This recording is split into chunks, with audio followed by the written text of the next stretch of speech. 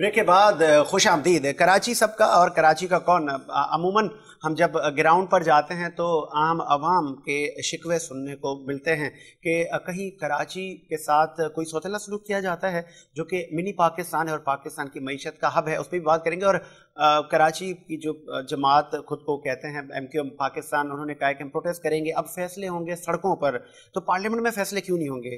Parliament होता ही इसीलिए है कि आप आएँ, लेजिस्लेशन करें, अवामी मफादात के बिल लाएँ और हम उनको मंजूर करते हैं। तहसीन आबदी साहिबा, MQM पाकिस्तान अब दमादम मस्त कलंदर सड़कों पर करने जा रही है, ये आपका फेलियर नहीं है? हुकूमत का फेलियर नहीं है? देखिए, ये किसका फेलियर है ये आपको भी अंदाज़ा है कि अभी MQM पाकिस्तान इस वक्त फेडरल गवर्नमेंट का पार्ट है। उन्होंने बड़े 14 जो हैं वो कुछ निकात दिए थे कि जी हम इस वजह से गवर्नमेंट में आए हैं कि ये निकात पूरे होंगे। कौन सा निकात? कराची पैकेज की बात हुई थी, क्या कराची पैकेज मिल गया? कराची के अर्बन सिंध में जो है यूनिवर्सिटीज बनाने की बात हुई थी, क्या यूनिवर्सिटीज बन गई? मतलब आप किस वजह से मिनिस्ट्रीज के मजे लेने के लिए आप गवर्नमेंट का पार्ट बने हुए? मतलब कराची के आवाम के लिए तो बात जब करें ना, जब मसाइल पूरे ना हो रहे तो गवर्नमेंट से हट जाए। ये किसके लिए प्रोटेस्ट कर रहे हैं? अब ज्यादा मसाइल जो हल करने वो तो फेडरल गवर्नमेंट के जो कराची पैकेज है वो फेडरल गवर्नमेंट ने वादा किया था। कोलेशन आप इससे कबल भी हमारे पार्टनर नहीं है, हमारे पार्टनर नहीं है। 2008 से लेके आपके ये विफाक और सिंध में कोलेशन पार्टनर है, अभी आप इनको टेबल पे लिए हैं।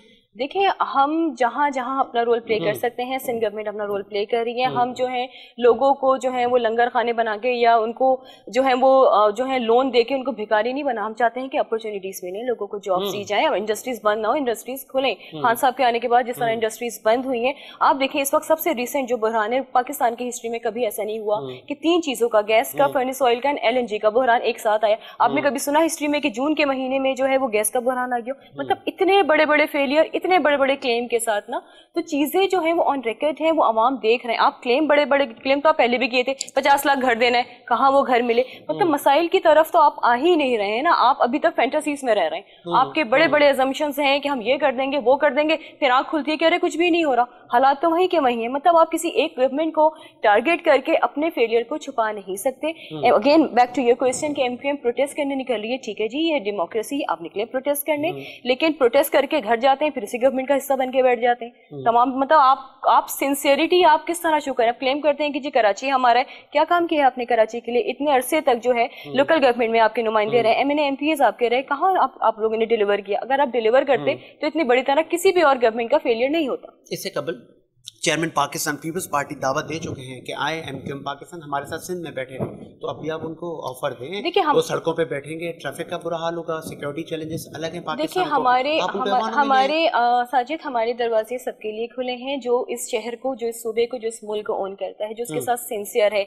लेकिन सिर्फ क्रिटिसिज्म बराए क्रिटिसिज्म, आप रोड पे क्या निकले? आप फेडरल गवर्नमेंट में मिनिस्टर्स आपके पास हैं और आप बात कर रहे हैं। मतलब आपको ये बात नहीं मनवा सकते? क्यों आप चिमटे बैठे हैं गवर्नमेंट से? आप कहें उनसे कि मसाइल हल करें, आप कहें कि इन बुरहानों से निकालें, आप कहें कि हमारे नौजवान को जॉब से, क्यों मसले हल नहीं कर रहे? मतलब आपको आप सिर्फ सिंध गवर्नमेंट को टारगेट करने के लिए रह गए, आपकी कोई जिम्मेदारी नहीं। आपके भी आप बकौल इनके कि जी हम हट जाएं तो गवर्नमेंट गिर जाएगी।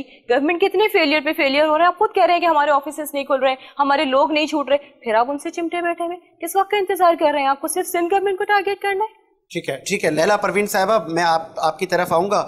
जब से आपकी हुकूमत आई, जिन मंशूर और जिस ताकत के साथ उतरे, आपने नैप कानून को, मतलब एहतसाब को आपने कहा कि जी ठीक है गैर जानिबदार होगा, पकड़ धकड़ भी हमने देखी, केसेस भी चल रहे हैं, आउटपुट जो आना था वो अभी तक नहीं आया। जो रिकवरीज अरबों रुपए में होनी थी और वो हुकूमती खजाने में ऐड होनी थी, वो भी अभी तक नहीं हुई। और आज हम सिंध में देख रहे हैं कि फिर हलीम आदिल शेख और मिनिस्टर सईद गनी साहब के दरमियान फिर चपकलिश है कि नैब को कुछ जिस तरह कहा जा रहा है कि आपकी वो शायद पार्टनर हैं या आपकी इंस्ट्रक्शन पर इदारे चलते हैं। कैसे इन इल्जामात को डिफेंड करेंगी?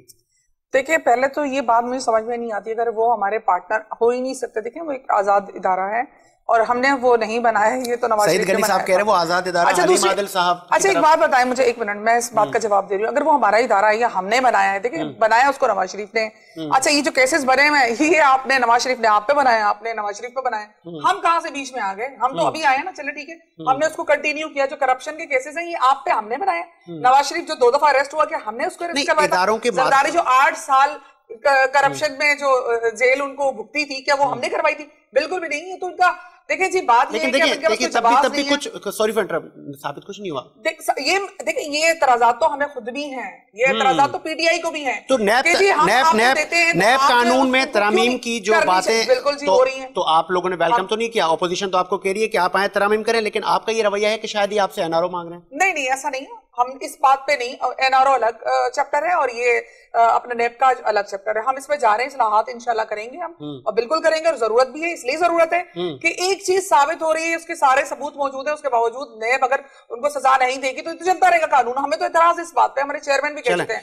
अच्छा दूसरी बात आप सॉरी देखिए आपने कट कर दी तो मैं भूल गई, कौन सी बात थी वो? मुमकिन है, मैंने कहा देर आए दुरुस्त है। पहले तो आप लोगों का ये रवैया नहीं था अबाउट नैब, लेकिन आज आपको लग रहा है कि 8 साल अगर कोई बंदा जेल में है, उसके बाद उसको कुछ साबित नहीं होता, तो उसकी वो जिंदगी के 8 साल कहाँ गए? हमारे लोग भी नहीं हमने तो नहीं किया ना, ये तो मैं आपको बताना चाह रही हूँ।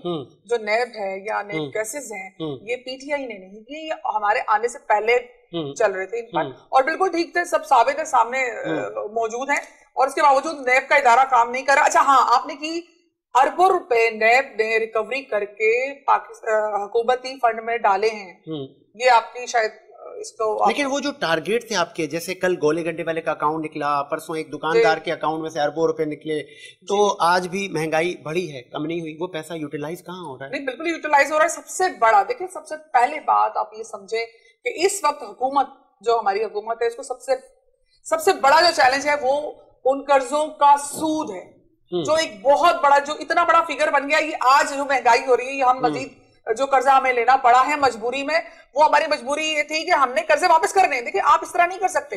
आपने अगर कर्जे लिए, या नवाज शरीफ ने लिए कर्जे आपने वापस भी किए और आप ले भी रहे कर्जे। अब हम पाकिस्तान, देखिए वजीर आजम पाकिस्तान का है, वो कोई पीटीआई का वजीर आजम नहीं है, तो एक कर्जों की जो अदायगी है, जाहिर सी बात है, ये भी हम लोगों ने देनी है। इस वक्त सबसे ज्यादा बोझ अगर पीटीआई की हुकूमत पर है तो उन कर्जों का सूद है जो पिछली हुकूमतों ने लिया है, और हमें देना है। चलें, मैं पूछ लेता हूँ इस पे। आबिद मरकरी साहब, कैसा देख रहे हैं आप? क्या एडवाइस करेंगे आप? मतलब मंझे हुए बिजनेसमैन हैं और पाकिस्तान की मईशत को भी समझते हैं, आप क्या एडवाइस करेंगे कि किस तरह इदारों को मजीद फैसिलिटेट किया जाए, फॉर्मेलिटीज़ को ख़त्म किया जाए, ताकि ये जो रुकावटें हैं, जो पेंडिंग ऑर्डर्स हैं, ये भी चलें, ताकि मईशत का पहिया स्पीड से चल सके? देखिए, मैं आपके इस प्लेटफॉर्म से इत्तेफाक की बात है कि दोनों रिप्रेजेंटेशन मौजूद है, तो मैं इससे एक पॉजिटिव नोट पे फायदेमंद करेंगे कि हमें ओन पाकिस्तान बेस पे पॉलिसीज बनानी चाहिए, जिसमें दोनों के रिप्रेजेंटेशन, अगर पाकिस्तान ग्रो होगा तो दोनों हुकूमत को एडवांटेजेस हैं अपने अपने कॉन्ट्रीब्यूशन में। तो मैं तो इन दोनों को एक ही अपील करता हूँ एज अ बिजनेस रिप्रेजेंटेटिव कि हमें महंगाई का बहुत बड़ा इशू है, बेरोजगारी का बड़ा इशू है, अभी इन्होंने खुद बताया कि गैस का इशू है, इलेक्ट्रिसिटी का इशू है, तो ये इंडस्ट्रीज को चलने नहीं देगी। अगर ये चीज़ें नहीं चलेंगी ना, तो हमारा ओवरऑल ऑब्जेक्टिव, चाहे खान साहब के हों चाहे सिंध गवर्नमेंट के हों, वो अचीव नहीं होंगे। तो आपने तहफ़्फ़ुज़ात अपने रखे हैं वफाक और सिंध के आगे? बिल्कुल रखे हैं। अभी देखिए आपके सामने ये चीज़ डिस्कस हो रही है, तो मैं तो ये एडवांटेज चाहूँगा कि ये अपने असेंबलीज में ये बात को उठाएं और एक कल्टिवेटेड पॉजिटिव वे से हम मिल के काम करें। देखिए, मिल के काम करने की एक बरकत भी होगी। क्रिटिसिज्म तो दुनिया में होती है, अच्छी बात है, अगर उसको हम पॉजिटिव लेके। बहुत अच्छी बात की आबिद साहब ने। मैं लास्ट में आऊँगा, तहसीन आबदी साहबा आपके पास।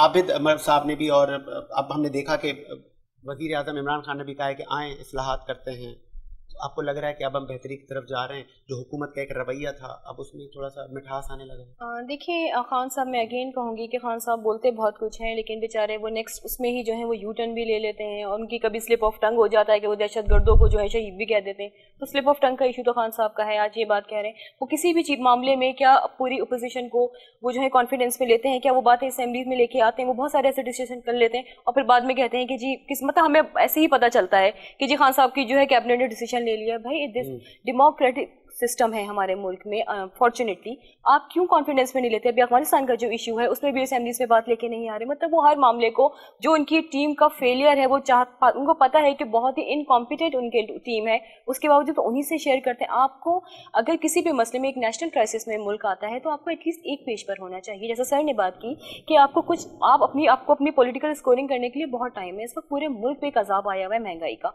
अगर खान साहब से नहीं संभल रही हैं, वो एक्सेप्ट कर ले, बड़े छोटे को बैठे सारे बैठ के, वो छोटे नहीं हो जाएगा, वो कह देंगे मैं ना अहल हूँ, तो वो छोटे थोड़ी हो जाएंगे, बच्चे को पता है वो ना अहल है, उससे कोई फर्क ही नहीं पड़ना ना। क्या ही अच्छा हो कि हुकूमतों को तो ये जेब देता है कि वो सबको लेके चले। इससे कबल हमने देखा कोलिशन में सारी पॉलिटिकल फोर्सेस ने मुल्क के लिए काम किया, तो आप क्यों नहीं तमाम लोगों को आज कहते कि आए हमारे साथ बैठे, जहां जहां पे अगर हमसे कुछ मामला हुए हमें एडवाइस करें, ये काम करते हैं। देखिए हम तो कहते हैं, लेकिन जाहिर सी बात है जहां उनकी जेबें भरती नहीं है तो उनको जगहें पसंद नहीं है। आपने देखा माजी में नूरा कुश्ती देखी होगी आपने, जरदारी साहब और उनकी। अच्छा ये बात करती हैं, देखें ये लोग खुद फेडरल का हिस्सा रहे, खुद फेडरल हुकूमत रही है पीपल्स पार्टी की, तो उन्होंने क्या किया। अब देखिए हम तो सिलेक्टेड है अवाम के, लेकिन ये तो रिजेक्टेड है। ये फेडरल से बेचारे सिंध से बेचारे जिला से अभी यूसी भी इनके पास नहीं आ रही है। आप देखो तो बाई इलेक्शन में तो विन कर रहे हैं। कहां बाई इलेक्शन में कैसे विन कर रहे हैं सबको पता है। हमें छोड़े, नून लीग वालों ने जो है ना इनके हवाले से बातें की है, वो सबको पता है कि किस तरह इन्होंने विन किया है। सिंध हुकूमत है, आपको पता है कि इनके बैलेट बॉक्सेस किस तरह भरते हैं, सबको पता है। ये हम पे बात करते हैं कि माजी में इनके बारे में ये बातें नहीं कही गई, इनको कौन लेके आया है। बहरहाल छोड़ें इन सब चीजों को, ये लोग भूल जाते हैं। हमारे इस प्रोग्राम पे आप दावत दे रही हैं कि आए बैठे और मुल्क को मिल्लत की तामीर तरक्की के लिए साथ चलते हैं। बिल्कुल जी, हम दावत देते हैं कि आए उन लोगों को जो कि अवाम और मुल्क के बारे में सोचे और बात करें, अपनी जेबों और करप्शन के हवाले से नहीं, ना अपने अस्तबल और घोड़े मुरब्बे कहां से आएंगे ये सोचने के लिए नहीं आए, अवाम के लिए आए और अवाम के लिए। लास्ट में आबिद साहब आप ही की बात को आगे किया जा रहा है कि आए बैठे हैं बिजनेसमैन और अपोजिशन हुकूमत अरकान सब आए बैठे हैं, जहाँ जहाँ पे जिसकी एक्सपर्टीज है उसको हम ऑन करें और आगे की तरफ जाएं। आखिर में एडवाइस क्या करेंगे सिंध हुकूमत को और वफाक को कि इदारों को क्या मराते दी जाए, किस तरह फैसिलिटेट किया जाए। मैम ने एक बात की थी कि हमें सूद से बेहतर है कि हम एंटरप्रेन्योरशिप बनाएं, छोटे छोटे कारोबार को हम प्रमोट करें और उनको लेके चलेंगे ना तो गुर्बत का खात्मा वैसे ही हो जाएगा। अगर छोटा कारोबार भी अब करते हैं तो 4-6 आदमी 10 आदमी चाहिए होते हैं, तो 10 खानदान हो जाते हैं, तो एक कल्टिवेटेड चीजें ग्रो हो जाएंगी। हमें बहुत ज्यादा इंडस्ट्रीज, बड़ी इंडस्ट्रीज को फायदा दें, बट छोटे छोटे लोगों का ख्याल करेंगे ना तो खुद ब खुद खुशहाली आ जाएगी। आम आदमी खुश होगा तो वो नेशन इंडस्ट्रीज खुद ब खुद ग्रो करेंगे। आपको आजकल झटके तो नहीं लग रहे? अक्सर हमने देखा है कि बिजनेसमैन कहते हैं कि जी बिजली का बिल ज्यादा आ गया तो मैंने इस्तेमाल नहीं की, कुछ मामला बेहतर है। सर बिजनेसमैन वैसे ही इतना तरबियत याफ्ता हो गया झटकों के कि फर्क नहीं पड़ता इंशाल्लाह। अच्छा, पाकिस्तान के लिए यूज्ड हो गए आप, जान माल सब हाजिर है। झटके कुछ नहीं। बहुत अच्छी बात की आबिद बरकरी साहब ने, और इसी उम्मीद के साथ कि मेरा मुल्क शाद आबाद रहे। साजिद हुसैन को इजाजत दीजिए, मुलाकात होगी नए प्रोग्राम के साथ। अल्लाह हाफ़िज़।